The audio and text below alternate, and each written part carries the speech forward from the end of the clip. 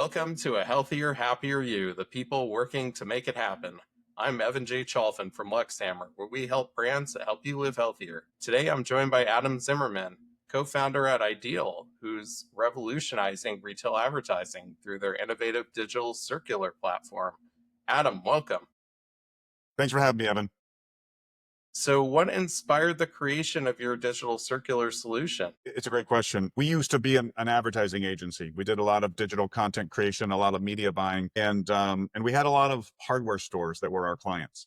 And we'd heard them complain for many years about their circular. So they had two main complaints. One was that they couldn't edit what corporate was kind of giving them. These were mostly Ace Hardware stores at the time. And they were just kind of given the base ad and couldn't really adapt to all their local content that they had in their store. Importantly, they would just complain saying, hey, who reads these things anymore? Who really picks stuff up out of their mailboxes and reads these things? And it was the lion's share of their advertising budget. So for many years, we had always thought there's got to be a digital solution for this. But it wasn't really what we did, so we didn't really put a whole lot behind it. We just always had it in the back of the mind. And then one day, we just had an aha moment, right? It was one of those moments that just the whole thing kind of came together after years of just around in there about how we could produce and distribute and publish a circular and how we would drive traffic to it and measure traffic from it. And it all came together. We launched it in 2019 at a hardware show, and it started growing very quickly. Within 6 months, we were really no longer an agency. We were an ad tech company, and that's all we did. We launched it in early 2020, right before COVID hit, at our first grocery show. And we're in a number of different verticals, but the largest one by far is grocery, because grocery spends more money in the circular industry than anyone else. They do weekly ads, and there is usually the lion's share of their advertising budget as well. And at the time, we were about 11 employees. We came to the office every day, and then of course COVID hit, and everyone started working from home. But we hired throughout that period of time and did a lot of growing. We are now almost 150 employees, and most people are not in the office. So I'm actually in the office by myself today. Some days people come here, but most days people work from home. And honestly, people work all over the country and even all over the world. We're not really tied to any physical location anymore. So how does your approach differ from traditional print circulars? A super great question. Traditional circular or weekly or monthly ad is based still on print. Even those retailers that don't produce a print circular and distribute it, they're still building it like a print ad. And the end result is a PDF file, right? A flat file that is then put onto their website. And that worked pretty good for many years until we brought these little things into our lives. And the screen is just very small, right? Most traffic today is on a mobile device. And so most people looking at a traditional weekly or monthly ad are looking at what's meant to be a newspaper and ingested like a newspaper, a big format, shoved down onto a little tiny screen. And that was the first thing that we changed, was the user experience. Our system is not a PDF file. It's not based on what's in print. It's a dynamic system that's driven from a database that it fits, therefore, on a mobile phone screen or a tablet or desktop, any format the customer has. But it also has animations, video, recipes, and all kinds of rich content that helps to engage the customer base. It has shopping lists, and it can integrate with e-commerce and digital coupons. And it's just what a digital circular should be like if it's built, here in 2025, as opposed to, 2001, back when, a lot of these things started. So that first piece is the user experience, very different than a traditional circular. The second piece is distribution. If you think about a traditional digital circular or weekly ad, it's a passive marketing platform for the retailer. It sits on their site. Engaged customers come and find it on their own. But most people don't search out, their grocery store's website or their hardware store's website, or go there to look for what's on sale. And so most customers don't see it, and no competitor customer would ever see it, right? It's not normal behavior. So we have built a distribution system specific to our platform. To get fancy, it's an SSP connected to about 250 DSPs. But what we're doing really is we're serving programmatic media. We're serving ads that people would see in apps and on websites. They could be on YouTube. They could be in Words with Friends or the weather app. They see an ad for the store. It says, hey, you want to see everything on sale this week at XYZ store? That ad drives them to that weekly ad page, which is what we produce. And we follow that traffic all the way back to the store. The audience for these ads would be anyone regularly shopping the store, but also anyone regularly shopping competitive locations, specifically those locations. And then we can report back to the store, how much traffic did we drive? How much of that traffic is new? How much of that is regular? Of the new traffic, how much came from Walmart or from Aldi or from any local competitor that retailer has? So it allows a retailer to migrate from a print-based circular ecosystem to a digital-based ecosystem, and obviously produce far better return on their investment. Of course, getting all the analytics along the way to support it. So, how are retailers benefiting from your analytics and visitation data? They benefit greatly. First, it just validates what we do, right? They understand that when they put a dollar in the system over here, it produces multiple dollars over there. So that, of course, is something that never was the case in the print world. It was just produce a bunch of circulars and hope that it worked. Understanding what happened on the sales side was the only measurement tool to allow retailers to understand if circulars worked or not. And of course, pricing was changed at point of sale as well, so it's hard to differentiate. Did we sell more because the price tag in the store, showed us that, or did we sell more because it was in the weekly ad? So the analytical side helps to validate. We also help retailers understand how people use their circular. What are they engaging with? What are they adding to their list? What are they sharing with their friends? What are the most popular meat items last week, and produce items last week, and frozen items? So those folks who buy those things inside that retailer organization, those merchandisers, have a really awesome feedback loop to allow them to understand how the customers use the ad and what they benefit from it. And that allows retailers to make better ads, more engaging ads that customers can spend longer time on and end up with better customer experiences. So in general, they love the analytics. It's a big part of what makes our platform successful. That's great. And what results are you seeing with the estimated 57 million households that you're reaching? Incredible results. So traditionally, a retailer, as they're migrating away from print, will reduce their investment in that circular ecosystem by about 50%. But the results we see are significantly better than what they were spending, of course, when they were in the print ecosystem. So the retailers see a better return on their ad spend. The customers spend more time, right? They'll spend on a PDF circular, they'll spend less than 60 seconds. In our system, they'll spend 3 or 4 minutes. They'll end up with larger basket sizes, and they get to experience video content and recipe content, and it's an engaging experience that helps to elevate the perceived value of the retailer in the eye of the consumer, and end up with just a better long-term relationship between the retailer and the consumer, for sure. Yeah, I understand you have a learning algorithm. Is that right? That's true. The AI works in our system in a couple of different ways. It works on the media side to kind of watch who gets ads, who clicks on them, who comes to the circular, how long do they spend, what do they do, who ends up back at the store. And learning from that behavior, it allows our system to better target audiences that are more likely to make it back to the store. And so it's learning. The goal of our entire media system is to drive the lowest cost per visit. Our retailers don't pay for visits, they pay for impressions. But clearly the lowest number of impressions for every visit produces the highest return on that retailer's investment. And so we're highly incentivized to produce very low cost per visit, or very high visits in relationship to impressions. And so we're not focused on serving the most impressions or getting the most click through or anything like that. We're focused on driving the most physical traffic back to brick and mortar. And the algorithms had to do that. Other areas where AI works in our world, inside the circular production cycle. So, it learns as it sees what people engage with. It helps retailers and designers produce better content in the future because it understands the difference between one experience in the circular and another, and it can help to replicate those experiences that produce more engagement. There's a lot of other areas where AI kind of wiggles its way into our world, but those are the two major ones.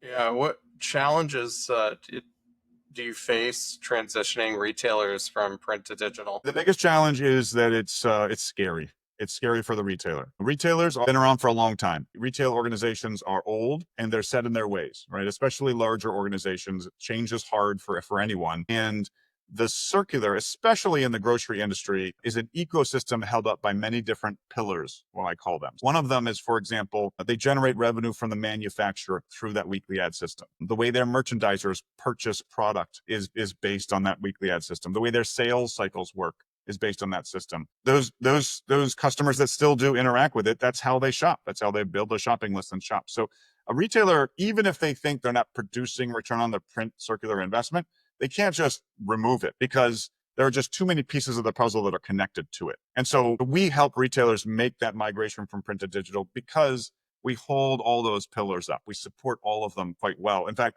I would say we support them better than they were in the past. We can help grow incremental investment from the manufacturer. We can help create longer engagement with the customers. We can help more people see those items that are on sale. We can help the feedback loop for those people purchasing the product better understand what they should be purchasing, what should be on sale.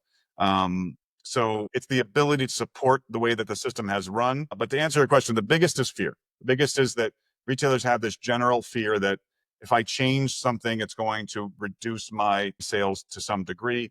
Sales in different industries are all over the board, but grocery, good example, is very low margin, right? A couple of percent is the profit margin in an average grocery store. And so if you make a mistake, you can go get underwater pretty quickly. On another note, how do you maintain the familiar feel of print while adding digital benefits? It's a great question. It's actually something that separates us from other options certainly out there. The way that print is laid out is a very manual process, right? It's literally using, print-based software, Illustrator, InDesign, that kind of software to lay things out in 2 dimensions. And it allows you the freedom to really make things look real pretty. Traditional digital content that's not a PDF looks kind of like an e-commerce site, right? Pictures on white backgrounds in lists with prices and titles, right? Very, very vanilla and organic and boring, honestly. And so our system, we have built a very customized ecosystem. We call it a grid system that allows these individual cards to represent promotions or items or videos or animated content, links to other places, recipes, but the ability to mix all that content into that one customer experience and to allow the customer to move back and forth between, an item on sale, the products associated with it, a recipe, a video. It changes the user experience very dramatically. It's different than a PDF file. It's the same idea behind allowing the user to have an experience that is not just vanilla, a list of things, but it works in a digital environment certainly far better than a PDF does. And it's moved far away from that vanilla experience of the typical database-driven e-commerce experience that's just lists of items with pictures and prices. We think a happy medium between it. That's great. What metrics matter most for measuring digital circular success? To us, the most important measurement is the cost per visit back to the store, right? That's the lower the cost per visit, the higher the return on investment. The goal of our entire system is to drive foot traffic to the brick and mortar location. I would say that the second most important metric is the engagement for the customer. Clearly, there's a relationship between how engaged customers are and the retailer return on investment. And so we want to see high engagement and low cost per visit. You mentioned video content. What role does it play in the digital circulars? It plays a huge role. In fact, it's one area that we've patented inside the circular world. We hold a number of patents in our world, just because we were first to market with a circular that's not a PDF, and we protected a lot of that IP as we built it. Animated content clearly is far more engaging than static. We are humans, and we are drawn to motion like all other mammals and most animals on Earth. And so motion just gets you. I always use the example of, you can look at a piece of pizza in a picture and get hungry. But when you watch just a little 5-second clip of it kind of being pulled out of that pizza pie and the cheese strings along and the pepperoni glistens with a little bit of oil and the light, man, that gets your stomach going. I mean, it's a very different experience. And it's a difference between a static picture and a simple 5-second looping animation. So video has the ability to do just a tremendous amount. And then, of course, there's the ability to educate, right? What I just explained was what we call an animation. So just a looping graphic that does not have sound. But of course, the ability to have video content along with a traditional, a good example we use a lot in our sales pitches. One of the number one reasons people don't buy salmon is that they're not comfortable cooking it. You can cook a hot dog, you can cook a hamburger, but I'm going to mess my salmon up, right? So if I can teach you how to cook salmon right next to where I can sell you the salmon, the likelihood that you buy salmon is just greater. And people realize maybe salmon is healthy and I should maybe buy it. So we can have, imagine in an ad, here's the salmon for sale. And right next to it, here's a video, how to grill salmon. And I can just push that button and in 2 minutes, a little bit of foil, I put the right heat and I'm good to go. So that ability to educate is a big deal. Video also plays a big role when we talk about the retail media side of our world and the ability for manufacturers to invest in the system. If you're a Hershey and you're launching a new Hershey bar, it's very hard to communicate why that Hershey bar is great in, for example, a print ad. You can put a picture of it, you can put a little thing that says new, but how do you really explain what's better about that? But a video, an animation, a recipe, something that helps the consumer understand how to use that product and why is it better and how does it taste? Why is it maybe healthier for my kids? These things are important to communicate for the manufacturer and help the consumer better understand before they purchase. Yeah, definitely. I mean, there's so many advantages with video that you can tell so many stories with it. So, what are your expansion goals for 2025? We have two main focuses. One is to just continue to grow market share. We've grown market share over the years quite significantly, but the circular space is in flux right now because the print industry is basically in a free fall. You can imagine that the print industry that supports the circular world today has a basic fixed cost on a monthly basis. There are these big presses and they cost the same no matter really how much they're used. And so as retailers drop out of print, the printers have only two options: raise prices or decrease distribution. And really, what they're doing today is both. And that means that those folks that are left in the system get more upset. Hey, you just raised my prices and you decreased my distribution. And so then they're more likely to leave the system. And then it affects everyone else who's left, and so on and so forth. And so the whole thing is driving towards the end of a cliff. And our goal is to increase our saturation in the market because retailers are just leaving print more quickly than we can really capture them, for sure. The other main goal we have is to grow the retail media side of our world. Our ecosystem has become very attractive to the manufacturer. This could be the Coca-Colas of the grocery world and the DeWalts of the hardware world, and so on and so forth.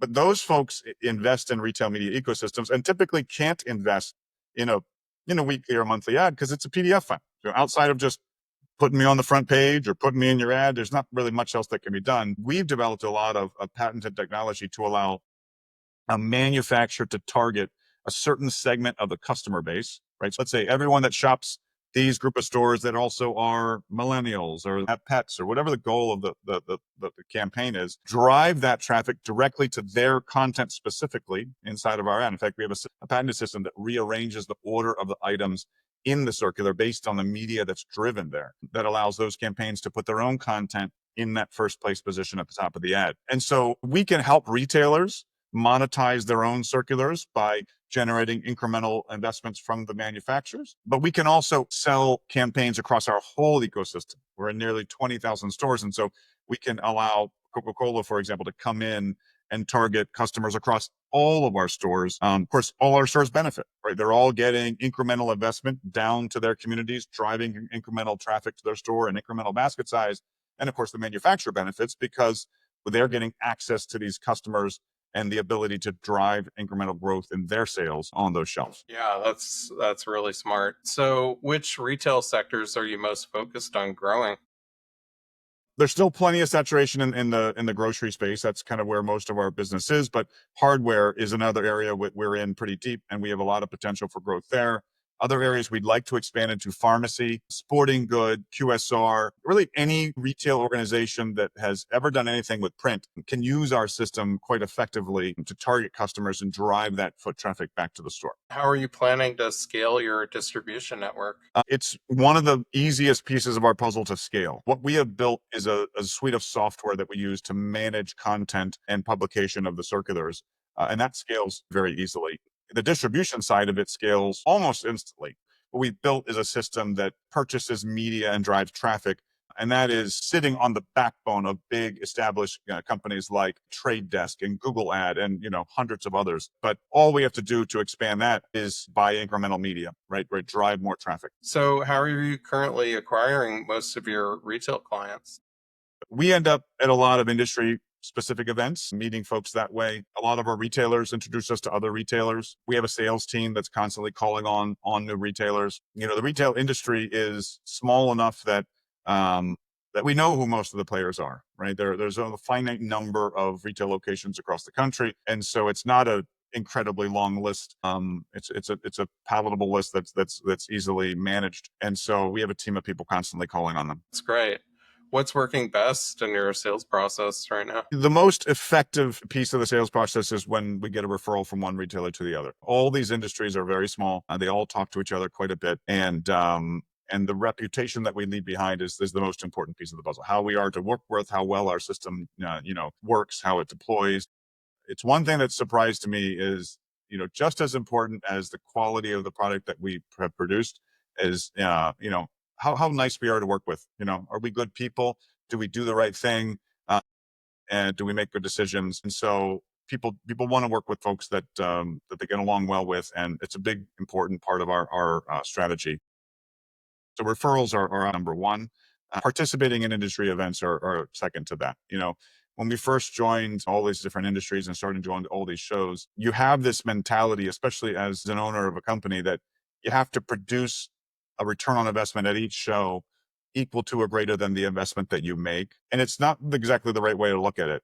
Every time we go to these shows, it allows us to be seen and be a part of whatever industry that is. And that's such an important piece of the puzzle. Some folks just need to see you there for a while, for months or for years before they're comfortable working with you, just because, it lets them know that you're not going to, be another one of these tech companies that's in one ear and out the other.